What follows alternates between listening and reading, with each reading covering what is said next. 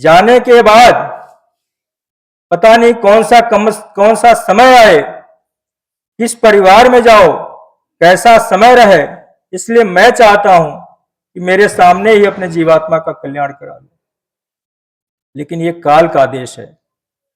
इस काल के देश में अगर आप काम, क्रोध, लोभ, मोह, अहंकार इससे अलग हो करके, और जब तक गुरु के उनके वचनों को, गुरु महाराज एक बार कहा करते थे, बच्चा समय से आओगे, पूरी बात सत्संग की सुनोगे तो बात समझ में आएगी। आप देर से आओगे, आधी अधूरी बात सुनोगे तो बात समझ नहीं आएगी, भटक जाओगे।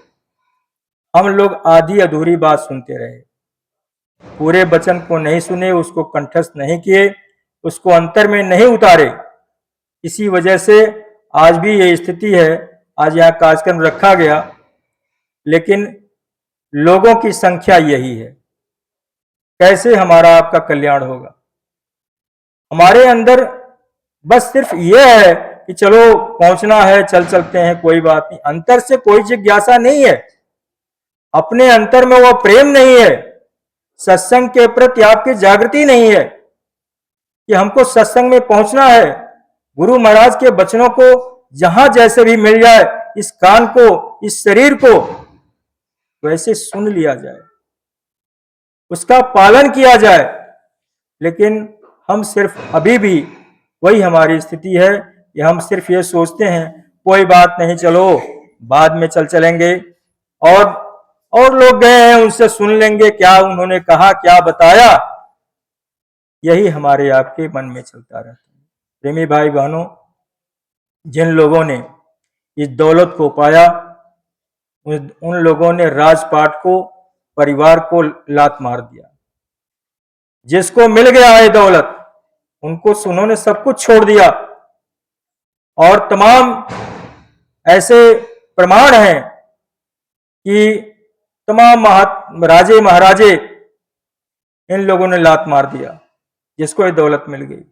लेकिन उन्होंने अमल किया, उसका पालन किया, गुरु भक्ति की, गुरु के आदेश पर चले। तब उनको ये पता चला इसमें रस क्या है, इसमें कौन सा अमृत है, संसार में कौन सा अमृत है और इन परमार्थ में कौन सा अमृत है। उन्होंने इस चीज को महसूस किया, तब अपना घर द्वार राजपाट छोड़ करके महात्माओं के पास पहुंच गए। इसलिए हम लोगों को ये शरीर जो मिल गया है, इससे कुछ काम कर लो, कुछ काम बना लो। ये जन्म तुझे अनमोल मिला, कुछ इससे तू ही कमा बाबा, कुछ दीन कमा, कुछ दुनिया कमा, कुछ हरि के हित लगा बाबा। तो संसार को कमाने के लिए गुरु महाराज ने तो कहा है, खेती दुकान दफ्तर का काम करो मेहनत ईमानदारी से, बाल बच्चों की सेवा करो मेहनत ईमानदारी से, और उसी में से 24 घंटे में थोड़ा समय निकाल करके इस जीवात्मा को दे दो। 24 घंटे का काम, 24 घंटे होते हैं और 22 घंटे जड़ के काम में हम रहते हैं। 2 घंटे का समय नहीं निकाल सकते। सोने बैठने जागने में, नौकरी चाकरी में हमने अपना पूरा जीवन खपा दिया, फिर क्या होगा? जीवात्मा चली जाएगी, खाली हाथ चले जाएंगे। आए थे हरभजन कोटन लगे कपास। शरीर मिला था भगवान की प्राप्ति के लिए, भगवान की खोज करके अपने जीवात्मा का कल्याण कराने के लिए, और हम ऐसे ही चले गए। हमको आपको थोड़ी इसका ज्ञान था।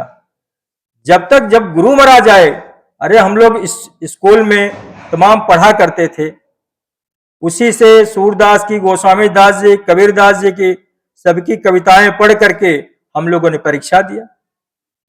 भाव को नहीं समझा, क्योंकि भाव बताने वाला तो कोई था नहीं। शब्दार्थ पढ़ा करके आप आईसीएस डिग्री, पीसीएस की डिग्री प्राप्त कर लिया, उन्हीं सब पदों को चुप पढ़ करके, लेकिन उसके सही अर्थ, सही भाव को बताने वाला कोई नहीं था। और इसीलिए कबीरदास ने कहा, डगमग छाड़ दे मन बोरा, अब तो जरे बरे बनियावे लीनो हाथ सिंदोरा। इस संसार की भागदौड़ को छोड़ करके और सब कुछ त्याग करके अब तो जरे बरे बनी आवे।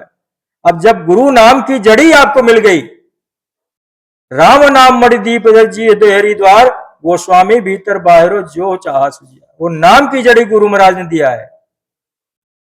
तो लीनो हाथ सिंघोरा, यानी सिंघोरा का मतलब नाम की जड़ी।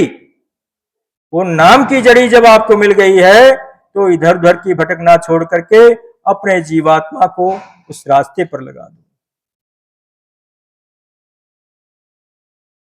इसलिए तमाम ऐसे महापुरुष आए, सहजोबाई आई। सहजोबाई ने कहा, राम तजू पर गुरु न विसारू, गुरु के समहरि को न निहारू। एक बार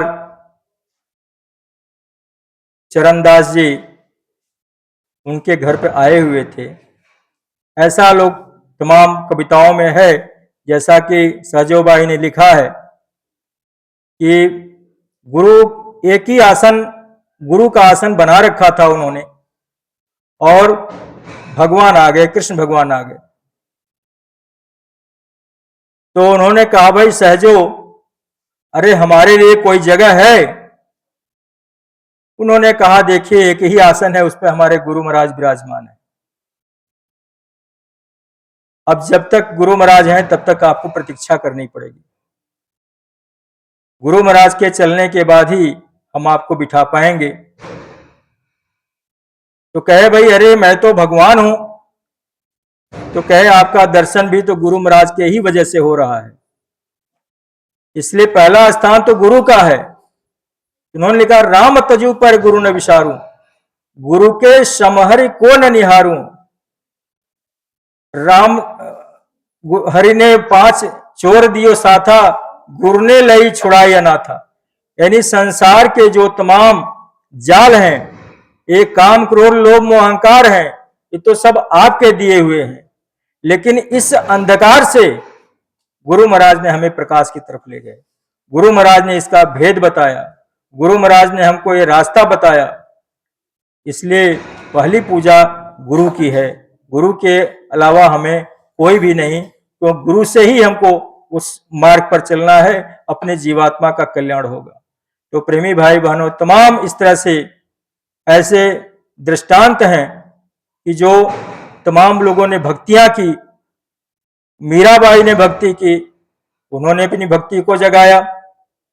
रविदास जी मिले, रविदास से रास्ता लिया, और उन्होंने कृष्ण भगवान मिले थे पहले, उनको तो पहले कृष्ण भगवान मिल गए थे, लेकिन उन्होंने ही रास्ता बताया कि गुरु करना पड़ेगा। तो गुरु से बड़ा कोई नहीं है। गुरु पूजा में सबकी पूजा, गुरु समान कोई देव न दूजा। इस संसार में तमाम देवी देवताओं के लोग पूजा करते हैं, ये लिंग शरीर के लोग हैं, लिंग शरीर में इनकी पूजा होती है। आपका स्थूल शरीर है, आपके स्थूल शरीर से ही आप अपने घर को जा सकते हो। उनको यह नसीब नहीं है, वो लिंग शरीर में अपने घर नहीं जा सकते, लेकिन हम आप भक्ति करके उस मालिक को पा सकते हैं, वहां पर पहुंच सकते हैं। इसलिए आप सब लोग थोड़ा सा अपना इसमें समय निकाल करके और सुमिरन ध्यान भजन बिला नित्य नागा आप लोग करते रहिए। इसको आप लोग मत छोड़िए। जब समय निर्धारित कर दोगे, जब भजन में लग जाओगे, तो जो दौलत, जो आपको उसका लाभ मिलेगा, उसी से आपका आगे का रास्ता प्रशस्त हो जाएगा। इसलिए प्रेमी भाई बहनों, गुरु महाराज कहते थे कि 15 दिन जिस विधि विधान से मैंने तुमको बताया है, 15 दिन केवल आप सुमिरन ध्यान भजन करो। 15 दिन में आपको आभास न हो जाए तो बाबा जी को बाबा जी मत कहना। ऐसा महापुरुष इस संसार में अभी तक कोई नहीं आया है जो इस तरह डंके के चोट पर आपको उस रास्ते के भेद को और पहुंचाने की गारंटी करता हो। लेकिन हम आप उस बात को भी नहीं समझ पाए। गुरु महाराज कहे कि नमक रोटी खा के दिन निकालो, क्योंकि यह ये भी एक जो है, जो जीभ का स्वाद है, ये भी बहुत खतरनाक है। भजन सूखी रोटी में होता है। जब सूखी रोटी आप खाओगे तब भजन बनेगा, नहीं तो ये तमाम चरपरा भोजन, जितने भी चरपरे भोजन हैं, इसमें स्वाद में ही हम पड़ जाते हैं और इसी मन के स्वाद के लिए और पेट को भरने के लिए इस स्वाद को लेते रहते हैं और उसमें भजन नहीं बनता। तो गुरु महाराज ने इस समय की नजाकत को देखते हुए ये कहा था कि नमक रोटी खा के दिन निकालो, मंदिर सेवा भरते रहना। तात्पर्य यह है कि हमको हमेशा सेवा करते रहना है। अपने धन का 10वां हिस्सा आपको सेवा में देना ही देना है। दशांश आप निकालते रहोगे, हमसे अच्छे बुरे कर्म प्रतिदिन हर पल होते रहते हैं। मन से, वचन से, कर्म से, इन आंखों से पता नहीं कितनी एक दिन में आप निकल जाते हो, बातचीत करते हो, कहां किससे कौन सी बात कर लेते हो, वो कर्म आपके ऊपर चढ़ जाता है। इसीलिए कहा कि प्रतिदिन सुमिरन करना अनिवार्य है। सुमिरन कहते हैं झाड़ू पोछा, सफाई। अरे लालटेन आप जलाते हो, अगर उसको कपड़े से साफ ना करो तो कालीमा जम जाएगी, फिर उसका प्रकाश बाहर नहीं आएगा, इसलिए रोज साफ करते हैं। ठीक उसी तरह से हम प्रतिदिन हम निकलते हैं, हमारे मुंह से किसी से, ऑफिस में, दफ्तर में, दुकान में आप काम करते हो, किसी को कुछ बोल जाते हो, किसी को कुछ कह देते हो, इस सब का भी कर्म बनता है। मनसा वाचा कर्मणा, मन से सोचा हुआ कर्म भी बनता है। वचन से आपने कह दिया, क्रियामान तो है ही है। इसलिए 3 तरह के कर्म बनाए गए हैं। इन तीनों तरह के कर्म को हमेशा हमको ध्यान में रखना है और हमेशा जब आप प्रतिदिन गुरु महाराज के दरबार में बैठ करके अरदास करते रहोगे कि सरकार ये दुनिया संसार आपका है, इसमें हमको आपने फंसा रखा है, हम एक नादान प्राणी हैं, जो भी हमसे अच्छे बुरे कर्म बन रहे हैं इसके लिए माफी करते रहे। रोज आप अरदास करते रहो, रोज सिमरन करते रहो, ये सफाई होती रहेगी।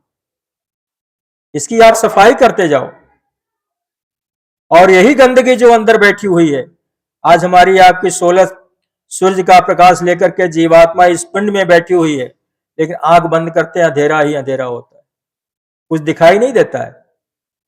उसी के लिए महापुरुषों ने कहा कि जो 6ठा चक्र पर यह ज्ञान चक्षु, ये दिव्य नेत्र, इसको खोलो। जब आपकी ये आंखें खुल जाएंगी, आपके कर्म आपके सामने आकर के खड़े हो जाएंगे, सब कुछ आपको पता लग जाएगा। इसलिए प्रेमी भाई बहनों, इस पर हम लोगों को विशेष, जिसके लिए हम जुड़े हैं गुरु महाराज से, हमेशा निशाना बनाइए। गुरु महाराज को हमने किस लिए पकड़ा है, गुरु महाराज के पास हम किस लिए गए हैं। अपना इतना सारा समय लेकर के आप पहुंचे और आपको उसका लाभ भी नहीं मिला तो क्या फायदा हुआ। इसलिए इसको विचार करने कीजिए, गुरु महाराज ने हमको रास्ता क्या दिया है, हमें क्या करना है। आपकी आंखों के सामने दृष्टांत है, तमाम लोग आए और चले गए। किसी की, गुरु महाराज कह रहे, किसी की कोई चिट्ठी पत्री आई तो ऐसे ही हम भी चले जाएंगे, कुछ भी नहीं पता लगेगा। तो ये शरीर जिसके लिए मिला है, जब इसका भेद और रहस्य आपको पता लग गया तो कृपया इस शरीर, इस जीवात्मा का कल्याण करा लो।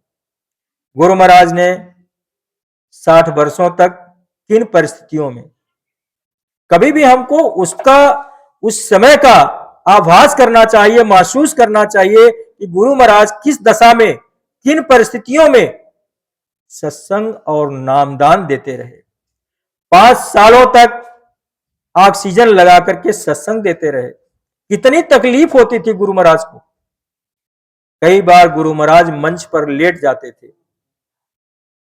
स्वास्थ्य ठीक नहीं रहता था, फिर भी उठ करके बैठ जाते थे और फिर सत्संग सुनाते थे, फिर नामदान देते थे। प्रेमी भाई बहनों, उन विषयों पर, उन जगह पर गुरु महाराज के भाव भंगिमा, उनके वो स्वरूप का दर्शन करके आप जब महसूस करते तो आपके अंदर बहु बड़ी टीस उठती, पीड़ा उठती, दर्द उठता कि हमारे गुरु महाराज इतनी मेहनत, गाड़ी में ही सो जाते थे।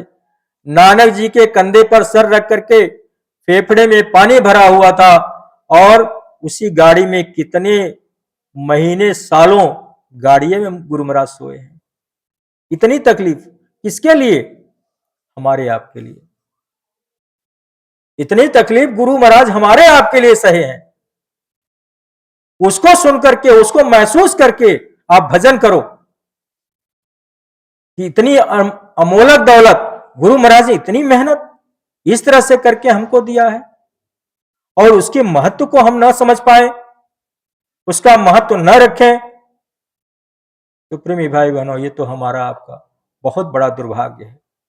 इसलिए मैं थोड़ा सा समय और लूंगा, बाकी उसके बाद हमारे उपाध्यक्ष महोदय आपको आगे की बात बताएंगे। देखिए, गुरु महाराज ने मेहनत करने के बाद शरीर पूरा हुआ गुरु महाराज का, एक बहुत अच्छा अवसर था। सबकी बहुत सारी जीवात्माएं अपने परमार्थ को, अपने घर को पहुंच जाती, लेकिन काल ने ऐसा रोड़ा डाला, ऐसा खेल खेला, सबको उठा करके भ्रमित कर दिया। जो समय बैठ करके रोने का था, गुरु की याद में तड़पने का था, जो समय आया था एक जीवात्माओं के कल्याण के लिए, हम आप जीवों के लिए, लेकिन काल ने ऐसा झटका मारा, सब भ्रमित हो गए। इनके उनके में फंसा दिया उठाकर, वो उनके में फंस गए, उनके में फंस गए, अपनी परवाह ही नहीं रही कि हमको किस लिए गुरु महाराज ने इतना मेहनत करके सेवा और ये नामदान का, नाम की दौलत बख्शी थी। हमको क्या करना चाहिए था, हम क्या करने लगे, किसके लिए गुरु महाराज ने हमको पकड़ा था, हम कहां फंस गए। तो प्रेमी भाई बहनों, ऐसा अवसर, ऐसा मौका आता है, लेकिन जब हम एक निष्ठ नहीं होते, दृढ़ प्रतिज्ञ नहीं होते, भरोसा विश्वास आपका डगमगा जाता है। इसलिए आप लोग अपने भरोसे को दृढ़ रखो, मजबूत रखो। और इसके लिए कई बार गुरु महाराज ने एक दृष्टांत भी बताया। एक गुरु का शिष्य नदी में डूब रहा था, उसमें से एक हाथ निकला, कहा, रे बच्चा, हाथ पकड़ लो, तुम्हारी संभाल हो जाएगी। उस प्रेमी ने कहा, आप कौन? कहा, मैं तुम्हारे गुरु का गुरु। कहे, आपने तो हमको पकड़ा नहीं, मैं आपको जानता नहीं, मैं आपकी बाह कैसे पकड़ लूं? फिर वो बाह वापस चला गया, फिर दूसरा बाह निकला, बच्चा, इस हाथ को पकड़ लो, तुम्हारी संभाल हो जाएगी, तुम्हारी जान बच जाएगी। कहा, आप कौन? उन्होंने कहा, मैं तुम्हारे गुरु का गुरु। कहे, आपको मैं जानता ही नहीं, आपको मैं पहचानता नहीं। वो नदी में डूब रहा है, लेकिन एक कहावत है, नदी डूबते को तिनके का सहारा, लेकिन उस सहारे को भी उतना मजबूत है कि मरना मुझे पसंद है, लेकिन किसी की और बाह पकड़ना मुझे पसंद नहीं है। उसके बाद वो बाह चला गया, तो गुरु महाराज, अरे बच्चा, आप तो आवाज तो पहचानते हो, अब ये बाह पकड़ लो। तो ऐसे ऐसे दृष्टांत गुरु महाराज ने हमको किस लिए सुनाया? हमको मजबूत करने के लिए सुनाया, हमारे विश्वास को दृढ़ करने के लिए सुनाया। भरोसा विश्वास मजबूत रहे हर परिस्थितियों में, चाहे कांटों पर मुझे चलना पड़े, चाहे छोड़ के देश निकलना पड़े, रहे ध्यान तुम्हारे चरणों में। ये कहने की नहीं है, करने की है। जब ये आप इसको आप कथनी में कर लेते, जो आपने सुना, जो गाते हो, जो कहते हो, उसको अपने शरीर में उतारो, अपने अंतर में उतारो, तब उसका लाभ मिलेगा। तो प्रेमी भाई बहनों, उसी में गुरु महाराज ने हमारे आपके बीच में एक ऐसी धरोहर पूज्य हुजूर महाराज को तैयार किया, जो अथक परिश्रम, ऐसा परिश्रम कम से कम 3-4 वर्षों तक एक बार आश्रम पर मतलब हमेशा काफिला लेकर के निकल रहे कि वो जीव कल्याण के लिए, जीव कल्याण के लिए। और उसी में ऐसी व्यवस्था बनाई ताकि किसी को तकलीफ न हो। सभी प्रांत और जिले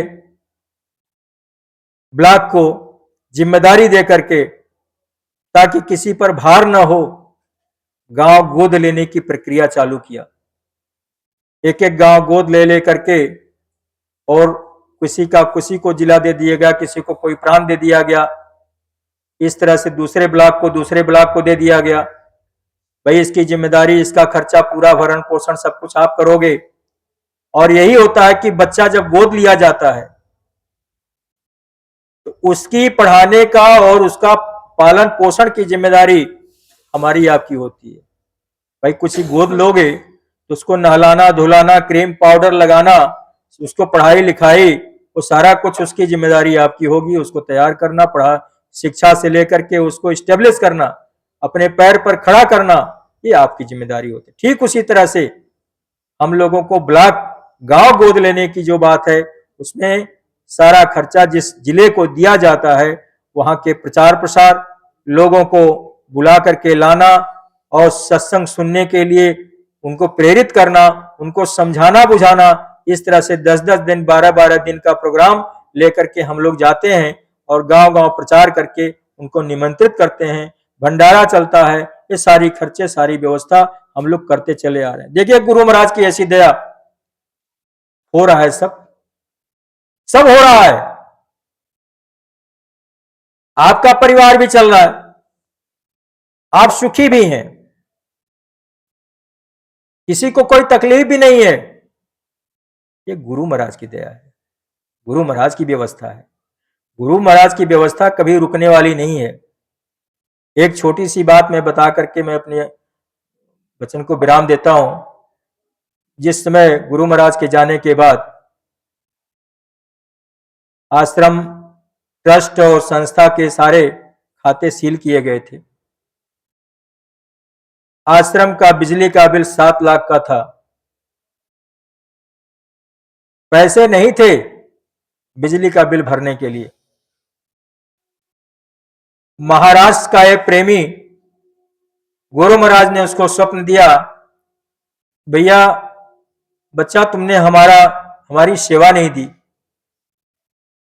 उसने कहा सरकार मेरी बच्ची कैंसर में पीड़ित है, उसका ऑपरेशन कराना है, इसीलिए थोड़ा मैं परेशान हूं।